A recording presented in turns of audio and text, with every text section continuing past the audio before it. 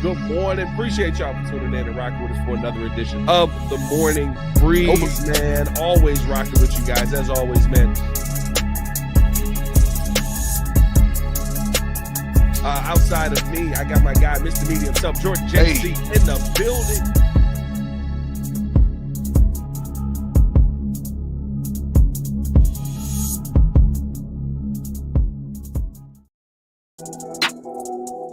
That's right. A lot of news, a lot of conversation, a lot of talk. Chicago Bears, very interesting team here. PFF doesn't know where to put them. PFF not big fans of the Chicago Bears defense. Come on now. Got to talk about it.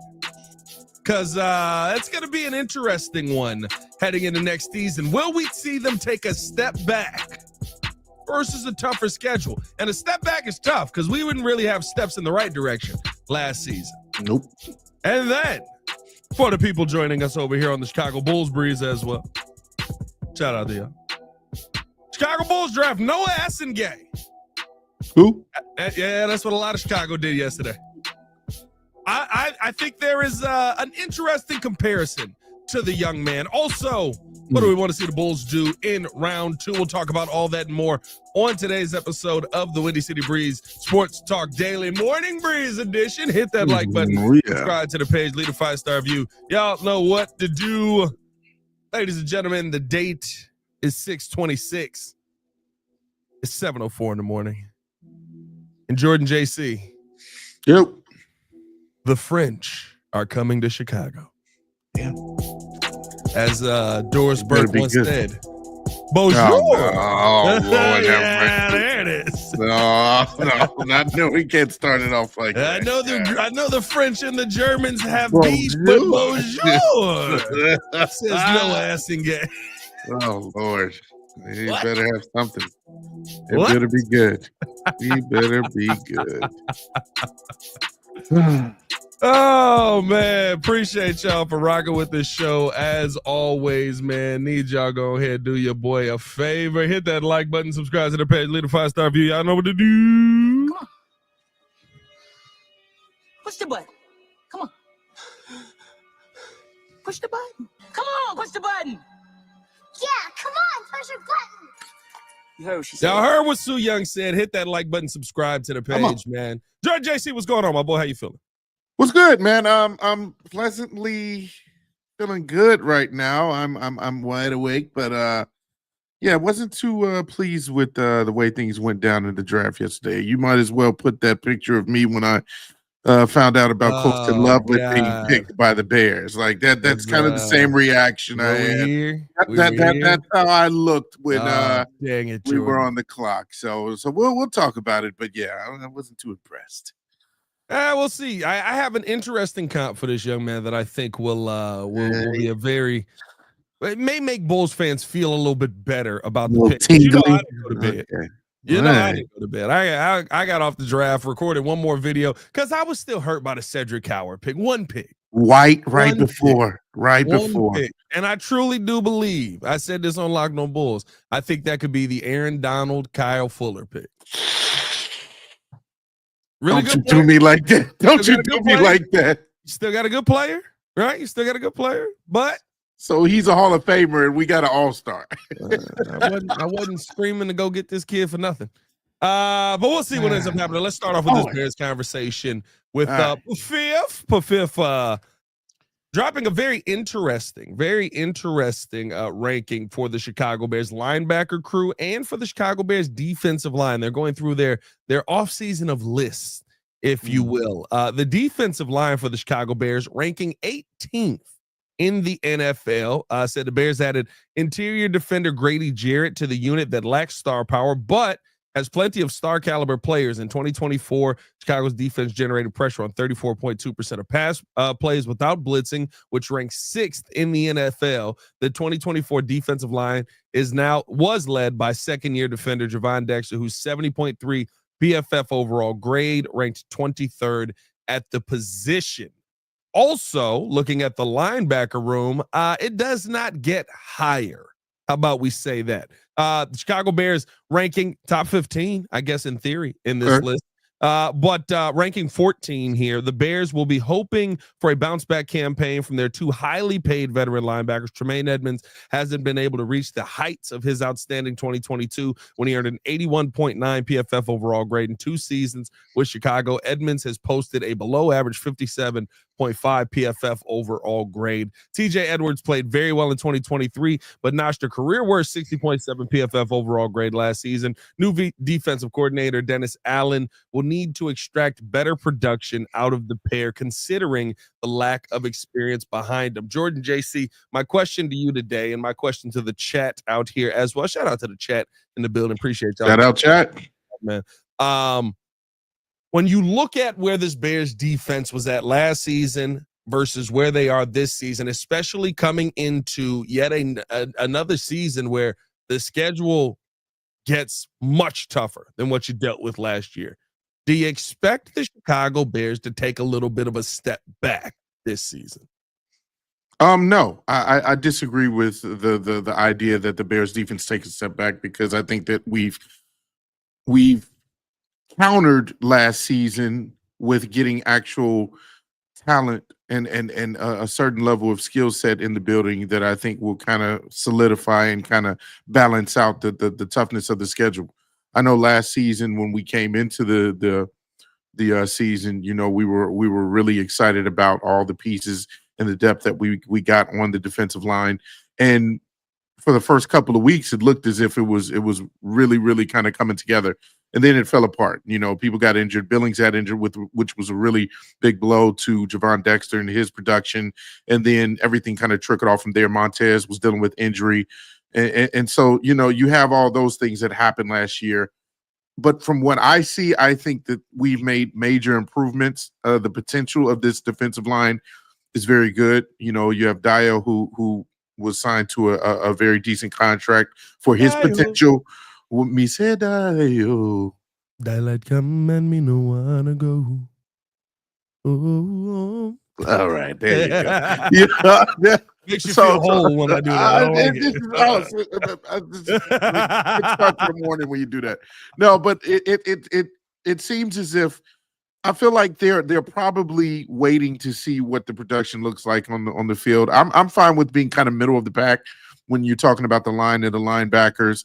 I wouldn't have a problem with saying that that's kind of where they're at. Obviously, you want to see way more production from Tremaine Edmonds because, as you mentioned, you know, we paid him to be a top linebacker, and he hasn't really been consistent, or he hasn't flashed. You know, he hasn't stood out in a sense as much as we've liked him to stand out, even more than Edwards. Edwards has been the guy that has really lived up to his contract and has really put in, you know, the production, the work, and has pretty much stood out every other single game, you know, of the season. And so I think we're not going to take a step back. I think that the challenge of the schedule is a question mark, but at the same time, I don't foresee us being worse than what we were last year. I think that for me is the big question with the defense, right? Like, did you improve the defensive line enough to where you can sit there and feel good about the production that everyone else is going to have? I think it all starts with the trenches up front. For me, I do like the waves idea that the Bears are kind of going with here. And I think that is going to make a big difference for the team moving forward. If you're giving me 40% of Grady Jarrett or 100% of Grady Jarrett 40% of the time, and you have that opportunity to basically say, listen, you're not out here on a 3-down player, right? You right now are basically in pass rush situations, or we need you out here on these run blocking situations. You need to pin your ears back and just go all out for 40% of the time, because after this, we're going to bring in Shamar Turner, or we're going to bring in Andrew Billings, or we're going to bring in, right? He kind of can play both sides with you know, Javon Dexter as well. You're going to get a breather after this, but right now we need you to go all out for this. I think that is a conversation worth having, you know, and I think that could improve the Bears defense dramatically for Javon Dexter, for Andrew Billings, that same thing. But the pressure just has to uptick. And I think it all begins with the defensive line. Yurko set a line very early on in us doing the Chicago Bears podcast. And I think that it has held true throughout this entire conversation around the Chicago Bears team. If you aren't out there with a good defensive line in front of linebackers that you signed, your linebackers are going to be fighting for their lives. I think we can say that's how Tremaine Edmonds and TJ Edwards has gone. Now, is that an excuse for what we've seen out of the linebacker position, especially from Tremaine Edmonds? No. But I do think when you talk about, right, them taking a step forward, it all starts with that defensive line. And you got some really good offensive lines on the docket this year, but you do start the season off, which very early on in the season, you can gain some confidence. You got Minnesota, brand new quarterback, young quarterback, trying to figure out their offensive line. You've got Detroit, who just lost their starting center, who could be, trying to figure out that offensive line. And then you got Dallas, who's adding to a offensive line that was abysmal last season, basically, and is trying to kind of bounce back with that offensive line. Like, you start off with a little bit of a better situation, I guess, or the best case scenario situation with some of the teams you play. And because of that, maybe you can build that confidence early on that defensive line that allows them to flourish. Yeah, no, I totally agree. And I think one of the things that we're constantly overlooking, we've said it a million times, but do we believe in Dennis Allen? Do we believe in, the coaching staff that's going to scheme up these players to put them in a position to be dominant, to be successful? We've seen his track record as a defensive coach, and it is very good. We've seen him paired up with some of the better edge rushers in the league and developing of some of the premier edge rushers in the league. And so that's where I have faith as well, is that, even though, yes, the challenge is the schedule and the offensive lines that we're going up against are going to be top tier in this league, I think that Dennis Allen is up to task to also make sure that we're as dominant as possible, that we're going to be consistent. The only issue that I really question is, the health. But when you say, we're going to have this turnstile type of, rotation with, the number of players that we have, despite the age of Grady Jarrett, Dio kind of coming into his own, Javon taking another step, Billings hopefully staying healthy this year. Like, there's a number of players, Shamar, obviously, Stewart, or rather Shamar Turner. Yep. We should see everybody pretty much have a chance at a bite at the apple and not have to worry about being overly exerted and overly used in game to game, because there's just a lot of depth there. And so that's where the belief is the depth, the rotation, and then, of course, mostly the coaching staff. Yeah, listen, I think that does play a big part in this. I mean, did you upgrade with your defensive coordinators going from Matt Eberflus to Dennis Allen 100%? What is that going to do for the defense? And I'll be honest with you, it's going to be a different defensive style. I think you're going to see a lot more different fronts. I think you're going to see a lot more, we know we're going to see a lot more man coverage from Jalen Johnson and guys like that. Like, what does that do for the team? And I think that is also a question that maybe we haven't talked about enough with this defense. What does playing in man more do for this team? Does that help them or hurt them in a sense? And the reason I ask that is because, a full game of Jordan Addison on Tyreek Stevenson might not be the answer that you're looking for either. A full game of Justin Jefferson on Tyreek Stevenson is definitely not the answer that you're looking for either. But there has to be an upgrade in so many players' technique on this team because of this new style of defense, because of what the Bears are going to be adding in. That, to me, I do kind of question some of the, some of the pieces that we have on this team, and are they going to be a part of this team? We saw they went out and got some different style DBs in the draft this year. That seem a little bit more lanky, seem a little bit taller. Yeah, I mean, very, very Al Harris-like, if you will. And Zay Frazier. Is that little Zay Frazier? You know what I mean? Is that going to be kind of the direction that the Bears are looking to go moving forward? Again, I trust the DB guy with my life. It's probably the spot I'm worried about the least on this team. But I do think there's a conversation to be had on, with the change in defense, do you still have the right pieces? And again, we look at that DB room. You also look back again at the defensive line. Do you have the right pieces on the defensive line for Dennis Allen? The reason I'm not worried about Dio Odangbo is because he fits exactly what Dennis Allen wants to do. I think Dennis Allen can get the most out of him. Montes Sweat does not. And if we're being honest about this, when having a conversation on the defense, it starts and ends with him. You're paid to be a premier pass rusher. It really does. Yeah. Is Montes Sweat going to be a premier pass rusher this season? I think so. I think so. If he stays healthy, because I had no idea he was as hurt as he was last year, and he's playing through injuries, and we know that a lot of NFL players do. Not everybody is 100% throughout the season. I don't think anybody's 100% throughout the season at a certain point. Like you're going through a lot of car crashes, a lot of taxing on your body. But if it's true that Montez kind of played at what 75, 80% of what he really was, then okay, let's see that. Because there was a lot of expectations for him coming off of when we acquired him, and he had the 6.5 sacks in Washington, and then came here and got 6.5 sacks, I believe, or something like that, to end out the season with the Bears. Like you expected him to catapult himself into that atmosphere where he could be a part of some of the better production when it comes to edge rushing. And the sack total, and then it just kind of fizzled out. He didn't create enough pressure. There wasn't enough quarterback hits. There wasn't a lot of anything from him. And of course, you could attribute that to the other side. There's not a lot of pressure coming from the other side, so the focus was on Montez being double teamed. Having a running back kind of knock him off of his pursuit a little bit. Like there was a lot of attention to him, but we want to see a clear upgrade in your production this year. You are the guy. We paid you to be the guy. So definitely it starts and ends with him, I think. And of course, it starts and ends with the trenches totally. We always talk about how the defensive line, if they're getting pressure on the quarterback, that allows the linebackers to play free and play, better in coverage and to kind of pin their ears back. And then, of course, the DBs, which is the best room, I think, for our defense. They play free as well. They're able to kind of cut those passing lanes, try to, go for interceptions, things of that nature. That's why I think Tariq Stevenson will look better in a sense if you have everybody kind of playing in unison. And so that whole defensive unit, if the trenches are eating, then I think it will have a way better defensive line, or rather defensive unit, than what PFF is saying. What's your expectation? Where do you see this defense finishing out the season at rank wise in the NFL? Middle of the pack now. So, I mean, if all goes well, and like I said, I really trust in Dennis Allen, and if everybody stays healthy, I really think we'll be top 10. I would say right inside the top 10, maybe 8 to 9 or 10. Yeah. We'll see. I don't know. I think you're hoping guys take a step. There's a lot of hope happening on this defensive line right now. You hope Dio Dangbo turns into a guy. You hope that Grady Jarrett can be the elite version of himself. You hope that Montez Sweat takes a step in the right direction. Hope don't always work out here in Chicago. Yeah, man. So a lot of hope. Yeah, man. We're always doing things on a wing and a prayer. Sports teams. It's how hope is gone in Chicago. I tell you. Oh God.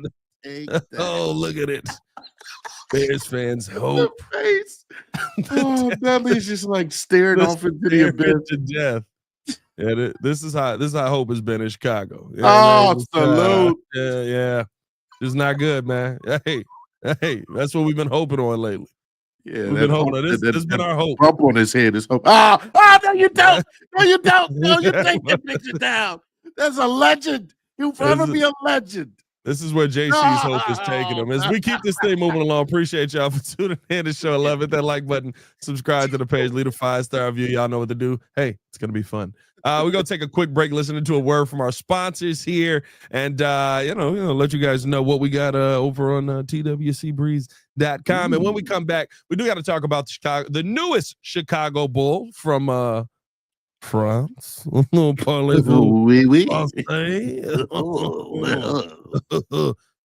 to Le Morning Breeze. Is that racist? Is that racist? Le Morning Breeze. Was I just racist right there? Was that? Hey, we gotta take a quick break. If I'm not here when we get back, I was.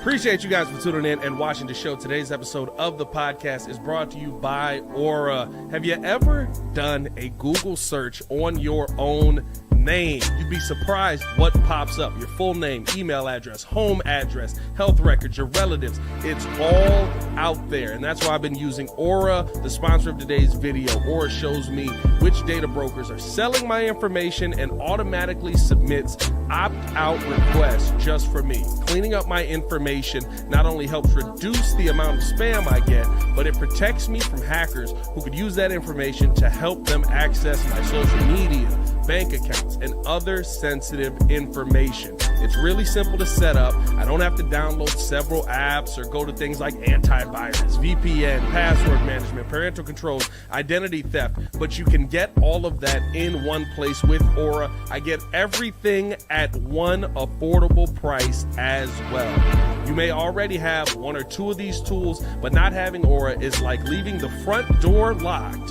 while leaving the back door and windows wide open. For you to be able to take advantage of Aura, we got a special deal for you here today. Stop data brokers from exposing your personal information. Go to my sponsor at https:/aura.com/the Windy City. Again, that is aura.com/the Windy City to get a 14-day free trial and see how much of your information is being sold.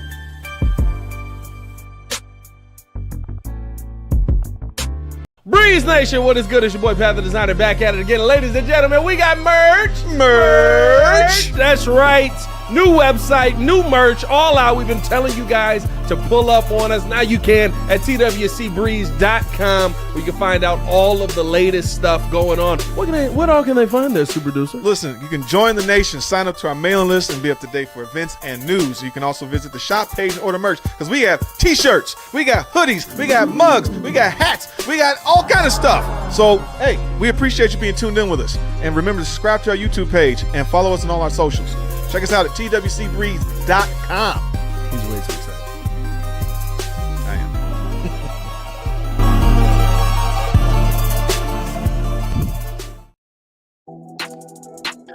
am. Never gets old. It's funny how, like, under your breath, you was like, yeah, you got a little too excited there. Yeah, he's way too excited. Hey, man, we just talked about this Bears defense. A lot of question marks on this Bears defense. Now we got to talk a little bit of Bulls. Talk a little Chicago Bulls. They are worth talking about today because Chicago Bulls made a move in the NBA draft yesterday. A lot of Bulls fans are like, what? Who? Why? There's a lot of Bulls fans out there right now. Why? Oh, Lord. I bet you thought we were going to get Cedric Coward, didn't you? Ah, you jerk. You dangled him right before I picked. You was like, hit Cedric Coward for you. No. Yeah, we definitely got hit with the old dollary do on that one. You got to be quicker than that. Got your dollar. Got to be quicker than that. You son of a. But no, man. Listen, the conversation around Noa Essengue is or Essengue. I was watching a lot of tape on him. They say this man named so many different ways. That's literally how they called him out at the draft. It's either Essengue or Essengue, and they said both in French. Is it maybe it sounds better? I don't know why that sounds funny. No, Essengue. No. Okay. All right. What is going on? You need to get the last end game. Essengue. I don't know how to say his name. Hopefully he will teach us all that by playing good basketball here to the point. Yes. Hopefully it doesn't matter. Bulls took Noa Essengue, whatever it is, in the number 12 in the NBA draft yesterday. There's a lot of question marks on this pick, and even when the pick was made, I said he's somebody who I think has the lowest floor in this draft, but potentially has the highest ceiling in this draft. And yet again, you're going with a high upside pick if you are the Chicago Bulls. Jordan, JC, you kind of alluded to it already, but you know, what were your thoughts after you were sitting there watching the screen like this for about 30 minutes? Yeah, I wasn't pleased. I think the reason why I don't mind if you're like, you know, you're drafting 20th, 21st, 22nd, you know, that range where it's like, okay, the best players are off the board. You know, we're going to go with a project that clearly has the potential to be really, really good if, you know, he puts in a little bit more work. Maybe he's a skinnier project. You know, he's a young guy who has some tools, but, you know, with some development, with some years in the league, he can be something. When you're sitting there at 12 and you still have really good names on the board, like the guy that I wanted in Derek Queen, who clearly would have answered a question here at center, I'm going to keep saying it. I Then, just love your Derek Queen love and your Vooch hate. It's my favorite yeah, thing that's in the right. world. Because Vooch is, hey, you can call him the young version of Vooch all you want. He's I literally wanted young Derek Queen. I wanted him. But and that's my point is like, are the Bulls betting off of the excitement of what could be versus what you kind of already have established and what was shown, in college? And I love the potential of him. I looked at highlights. Don't get me wrong. Like, he does look like a decent prospect, somebody who would fit well with the Bulls team as currently constructed. Like, I'm not going to sit here and say he doesn't fit well. You have Josh Giddey, who is very good in transition. And I think that's where he is really good right now in his game. And Noa Essengue is really good, is the transition game. Getting up and out on the break because of his length, has really fast, long strides, has great athleticism, is a guy that is very good at attacking the rim, rebounding the ball, very good offensive rebounder, very, very aggressive mindset. Yeah, big rim guy. And that's where you can see his strengths. Like I'm not going to sit here and say he's just a complete waste of talent, but he clearly has to improve in his shooting. Like that, and you just got rid of Peter Patton, so like how are you developing him with that? Because who's going to teach him how to shoot outside of him putting in the work for himself? I do like the fact that he has gone up against decent competition. He did play, I believe, in the preseason against one of the NBA teams. He played against the Portland Trailblazers, gave him 20. Give him 20. So he has a little bit of experience. He played professionally. That's my thing is, and that's why I don't want to overlook like his experience against professional basketball and people older than him. From what I've heard, even all the way back when he was about 16 years old in the, what is it called? The U17 league or something like he's always been good versus people older than him. He has shown that he has the potential to be really good versus people older than him. And so maybe that pans out. I just don't trust AK. I don't trust AK. I like that is it. And this is what I had to say in my video yesterday when I had to come back, because I had to post another video because I was so distraught over Cedric Howard, bro. I couldn't believe it. It was like it was like that meme where it's like that when they pranked their dad, that they broke the TV and he turned around and just slams the door frame. Like, what the y'all? Oh yeah, I forgot. What the? Yeah, that was me. About that. Yeah, that was me. That was me. Right? So you gotta take the bro 100%. I punched the chair. There was coffee spilled everywhere. The dogs were crying. The babies was screaming. I was so upset, bro. I couldn't believe it. I was in the house just losing my mind. But it's not because Noa Essengue does not have upside talent. It is the Bulls. I don't trust the Bulls. I think this kid can play. I think this kid, I'm going to give you a comp here, Jordan JC, that may make you feel a little bit meaty. All right, who you got? Noa Essengue is the defensive version of Modest. That's what you drafted. You drafted the Modest Buzelis if he was better at defense than he was at offense. Noa Essengue is going to be a better defender. He's an on-ball defender, very switchable. I think that he has a ton of upside. He's a rim-running player. Literally all of his highlights, if people who went out and looked at his highlights, are dunks. That's it. He can't shoot. He now over the last 3 years, he has gone from 17% to 25% to 33% shooting the three ball. So there is growth there. And as he comes into the NBA, the hope is that will continue, just like Modest Buzelis. So what you're saying is, if I'm hearing this correctly, because IO came out and put a very, very huge comp to Modest Buzelis, saying that he could potentially be Giannis. So if we got the Modest Buzelis on offense, that could potentially be Giannis. What you're saying is that Noa Essengue can be Rudy Gobert. I hope not. Well, that's all I got for you. Well, no, because and the other thing is too, right? Like, I don't know what the Bulls want him to play. I think he's a wing.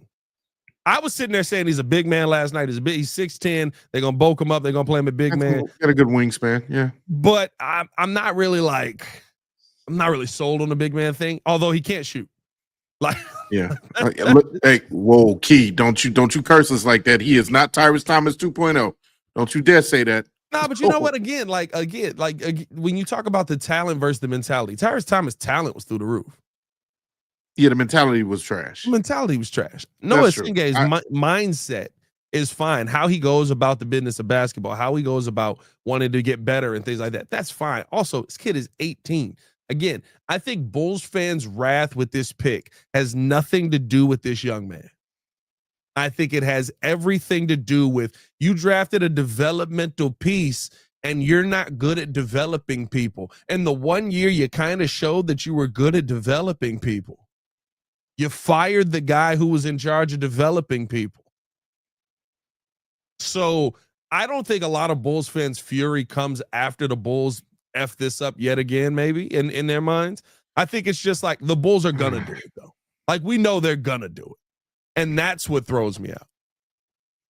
I don't think the Bulls really, and shout out to Andrew Seals. I don't think the Bulls realize that maybe they're better at just drafting or even acquiring players that are a little bit more established. Like the whole development project, it's not working for whatever reason. And we seemingly, well, yeah, but honestly, I think that's more modest.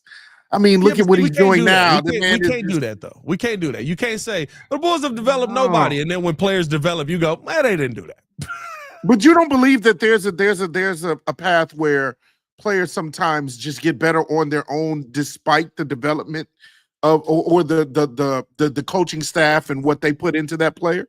I think more times than not, players develop on their own. I think players are more important than coaches in the NBA. I agree. I totally agree with that. So for me, I think players are everything in the NBA over some of these coaching staffs and some of the people that are put in place. But we can't sit there and go, well, you never develop anybody. And then when Kobe White is developed under Billy Donovan in a big way to the point where people want to. I give more credit to dribble too much. Is developed under Billy Donovan. Josh Giddey bounced back under Billy Donovan. That sounds crazy. Modest Buzelis last season developed in a big way. Modest Buzelis finished out last season. I was like, he's probably the third best rookie, maybe the second best rookie in this draft. He developed under Billy Donovan. So it's like, we can't take all of that away. And then when a player does develop, be like, nah, that was just him. Okay. All right. I give you that. I'll give you that for now. I swear the track record just does not impress me. It does not give me any hope. And we talk about hope a lot on this channel. We just talked about hope. You better hope for whatever reason, AK somehow finds that lucky charm and he's hit on this and they actually develop him into what you say he potentially could be. Because if you have a modest on offense and a modest on defense, then we're cooking with something. Now we're talking about actually building a young core team where it won't just be constantly rebuild, retool after year. So we'll see. I think here's the big thing about this too, and we got to talk about the second round of this draft real quick. That's going to take place tonight, which I believe if we get there on time, we can be live for. But we'll see. Which is going to take place tonight, though. But when you look at this pick, I do think what this screams out to you is the belief that the Bulls have in the current, at least two that they have on this team, even though we continue to hear about potential Kobe White trades that are out there and different things like that. We now know they want to move Lonzo and P. Will at all costs, which I would be very intrigued by coming into tonight. If you can get a second round pick in tonight's draft, I still think there's some solid pieces on the board that the Bulls could go out there and add to this team. And we'll talk about that coming up here in a second. But like, to me, this screams, we think Modest is going to take a jump next year. Like, not a step, a jump. This screams, we think Giddey is exactly who we saw in the second half of the season. And he's so good at what he does that it will help this young man along. That to me is the part where I can place my hope in and where I do see, because I'm sitting there watching these Modest streams whenever he's doing them with Io DeSumo after he's posted them and stuff like that. And I swear every time I catch one, I'm just like, is he bigger? What is he eating over there? Is he getting bigger again? Like, so there's an excitement there where you're not as, to me, I'm not as focused on Noa Essengue at this point or Essengue, however you say it, because I think that the belief is that the players that are already NBA players, the players that are already on the team, have a step that's about to come with the core that they already have in place, which are players we've seen take a step. So Yeah. I'm not as upset about it. I wasn't as upset. I was upset about Cedric Coward. I had to come back and make a whole nother video because I'm gonna be honest. Oh, that hurt me. That one hurt me. I'm gonna be honest with you. The reason why I'm upset is not only because he went right before us, it's because of the team he went to. I love the fact that he went to Memphis. Him with John Morant, especially if Desmond Bane, obviously he's gone. That is going to be a nice pairing. I think he can grow really, really well into a role and essentially become a star there. So that was a good matching. Cedric Coward gonna make them think about trading John Morant. That's wild. Now that's a take. That's a take, bro. They already want to trade John Morant. I understand that because of his antics, but I mean the potential. Obviously, you're not going to give up on a wildly superior athlete like that. So the fact that you said that, that's a take. I'm with you on it. Maybe trade John Morant. All right, Mark hey, my get word. what you can for him. Get what you can for him. That boy gonna ball. Dude, I'd trade him for LaMelo and have LaMelo and Cedric. Well, I wouldn't trade him for an also hurt point guard. All right, well, those Ball brothers and injuries, boy, they're synonymous. Let's finish it out with this, Jordan JC. And if y'all haven't done so out there, man, hit that like button, subscribe to the page, leave a 5-star review. Y'all know what to do. Appreciate you guys for tuning in and showing love. Jordan JC, we are in theory. Oh, what do we got? And in conversation, and in context, and in everything else. Over 100 in the chat. Oh, there you go. Over 200 in the chat. Oh, 200. What was trying something different? What was that? Everybody talks about the pumps. I'm trying something different. I don't like the Cabbage Patch. No, you don't like that? No, I'm not. I have to do something different. All right, that made me uncomfortable. Like, we'll see. Yeah, I might try something every day. We'll see until it works. I don't like that. Just stick with what we got. There we go. All right.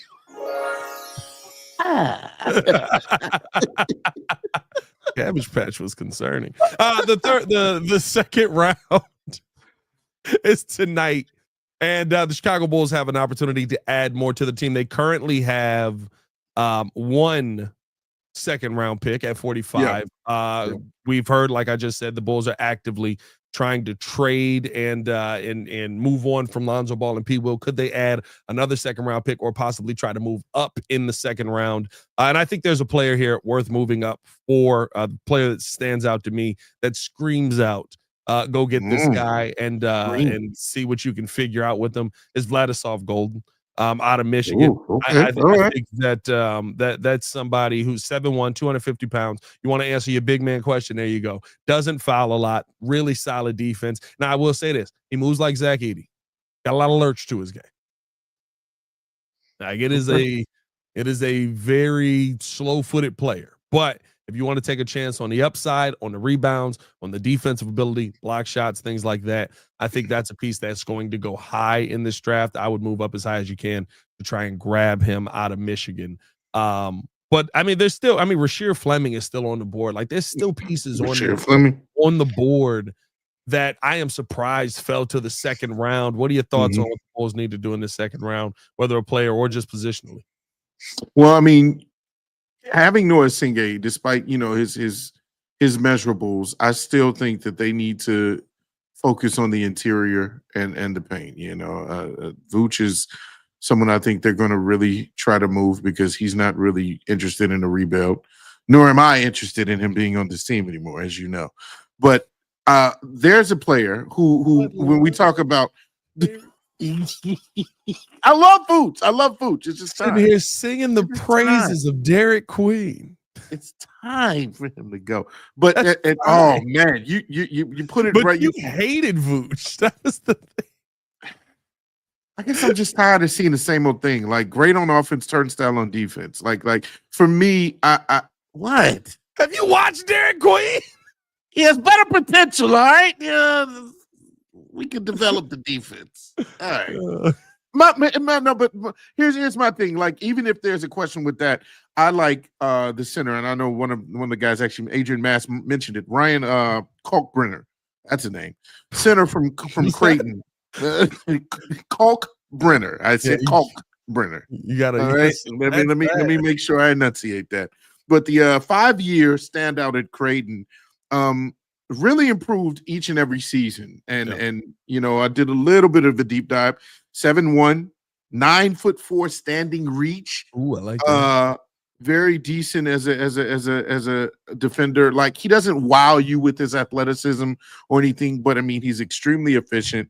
He averaged this past season over 19 points, 8.5 rebounds, 2.7 blocks per game. And so, like, if you get somebody in here that has, first of all, had a number of experiences, has gotten accolades in college, and is kind of a veteran in a sense coming out of college, that's the kind of guy I want as well to kind of offset the project that you got in Noa Essengue. And I think he's someone who could come in. You know, to me, he's like the kind of the Ozzie Trapillo of this draft. If you were to go out and get him, you know, somebody who's clearly going to be a decent day one starter, not a lot of upside, but you know what you're getting with him: a high floor and a low ceiling, in a sense, where you're going to get really decent production from him from day one, and he's going to be a good role player. So that's who I'm looking for.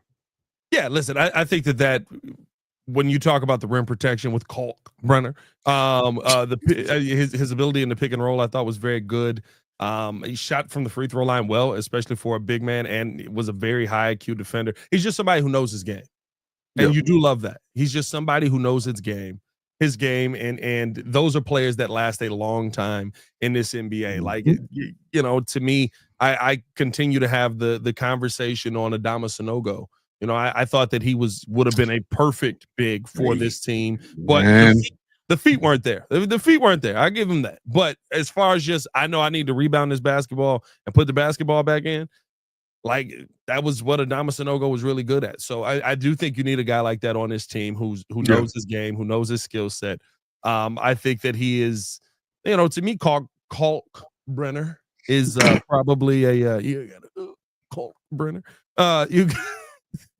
All right. Yeah, you gotta make sure you enunciate that one. When I came down,